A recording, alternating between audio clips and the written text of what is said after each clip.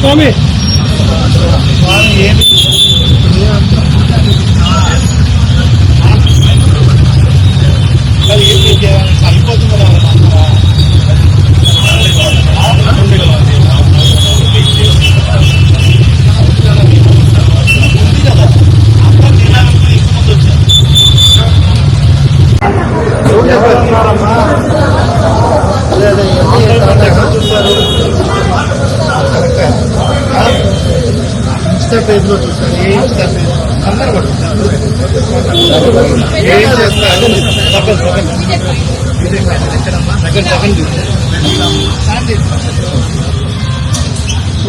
ఏం మెసేజ్ చూస్తారు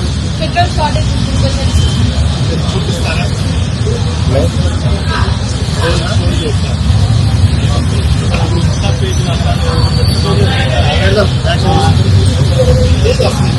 ట్యాంకర్ కూడా ఉంది రోజు పార్టీ చేస్తారు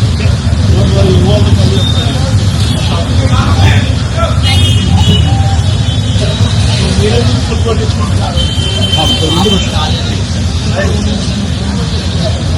మైలేజ్ ఎంత వస్తుంది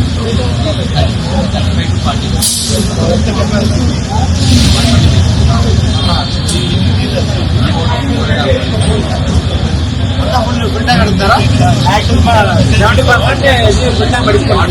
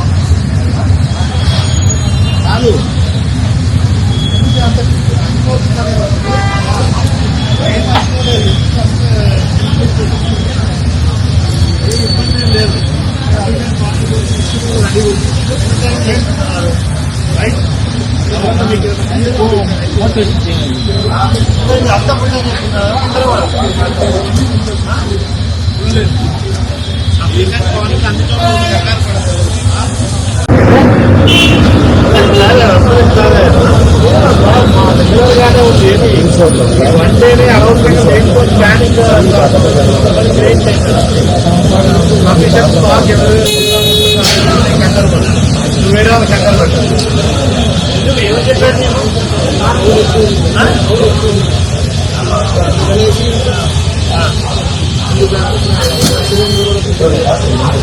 ఆపోజిట్ వస్తాం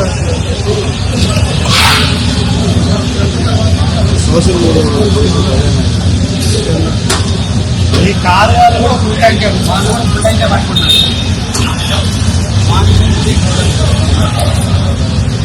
అందరూ ఫుల్ ట్యాంక్ ఆడుతారా ఏం కదా రేపంతా ఫుల్ గంటే దొరుకుతుంది అదే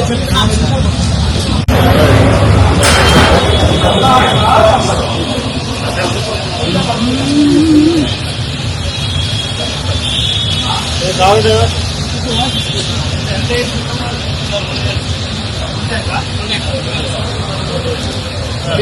అయిపోయిందా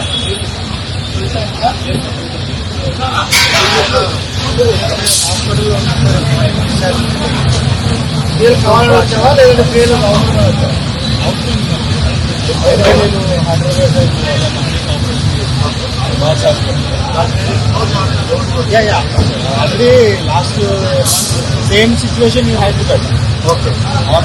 తిరుపతి జిల్లాలో ఇందాక కలెక్టర్ గారు చెప్పినట్లుగా ఎక్కడ కూడా కొరత అనేది లేదు. ఆర్టిఫిషియల్ కొరతని డిమాండ్ సృష్టించుకుంటున్నారు. ఇందాక చాలా మందితో అడిగాను, ప్రతి ఒక్కరూ ఫుల్ ట్యాంక్ చేయించుకోవాలంటున్నారు. కొంతమంది అడిగితే ఎందుకు అంటే సార్ దొరకదంట అని సోషల్ మీడియాలో వచ్చింది, ఇన్స్టాగ్రామ్లో వచ్చింది అని వాళ్ళు అవసరానికి మించి మార్నింగ్ నుండి కూడా పెట్రోల్ బంకుల దగ్గర బారులు తిరగడం వల్ల ఇది ఏర్పడింది. ఈ పెట్రోల్ బంక్ లో కూడా ఇందాక చెప్పినట్లుగా 12,000 ఎవ్రీడే అమ్ముడు పోతుంటే ఇప్పటికే 17,000 అమ్ముడు పోయింది, బారులు తీరారు. సో అందరికీ ఒకటే మనవి, అనవసరమైన వదంతులు మీరు వినకండి. సోషల్ మీడియాలో ఇటువంటి అసత్య ప్రచారం చేసిన వారిపై ఖచ్చితంగా కేసెస్ రిజిస్టర్ చేసి ఖచ్చితంగా వారిపై చర్య తీసుకోవడం జరుగుతుంది. ముఖ్యంగా ప్రభుత్వ యంత్రాంగం, పోలీస్ లేదా రెవెన్యూ వారు ఇచ్చిన మీడియా యొక్క సమాచారాన్ని మాత్రమే, ధృవీకరించిన సమాచారాన్ని మాత్రమే నమ్మండి.